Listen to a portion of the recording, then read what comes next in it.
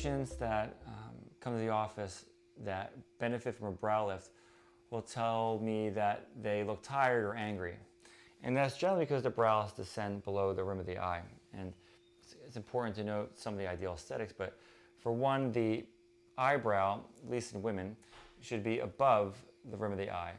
Men can get away with a little more of a descent than women, but that's generally what we're looking for when we look at brow position.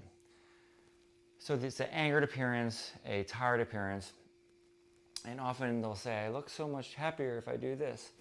So that's what a brow lift does. It will elevate the brow and actually even reshape it sometimes to more of an arch to give a more rested appearance, a youthful appearance to the face. We don't want to make the patient look surprised, and that's one of the telltale signs of a brow lift. But we do want to elevate it to a position above the rim that's pleasant looking and youthful looking. A lot of patients will come in and ask for Botox to lift their eyebrows. While it's true that you can put Botox around the eyes and maybe elevate the lateral brow a little bit and change the shape, it's not as powerful as a brow lift. So Botox will not elevate the brow like a brow lift. And in fact, if too much Botox is put into the forehead, in this area in particular, it will drop the brow.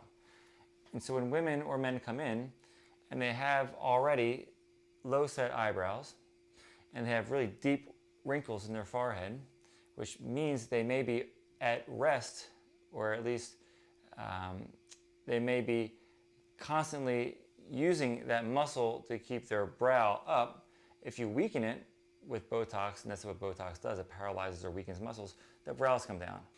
Brow lifts exist in the endoscopic form and an open form. So the endoscopic approach is where small incisions are made in the hair-bearing region of the scalp. And from under the skin, the brows are internally released and weakened so we can move them. And then they're supported with internal supports called anchors. That's the endoscopic approach. And we have a lot of control over some of the shape and position of the brows through that approach. And the nice thing about that approach is there's really no visible scars, and it's a very safe operation. The open approach is different. This is generally done exclusively for brow elevation years ago, until before the endoscopic approach became popular.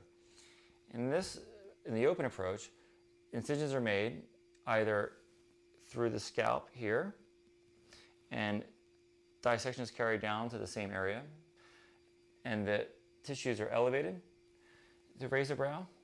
The downside to this is not only will you have a scar all the way across your head, and in a man that could be very visible if you have hair loss, right? But the other disadvantage is that it raises the hairline. And we know raising the hairline imparts an aged appearance.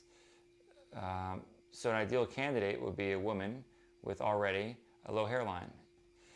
The other approach is the incision along the hairline.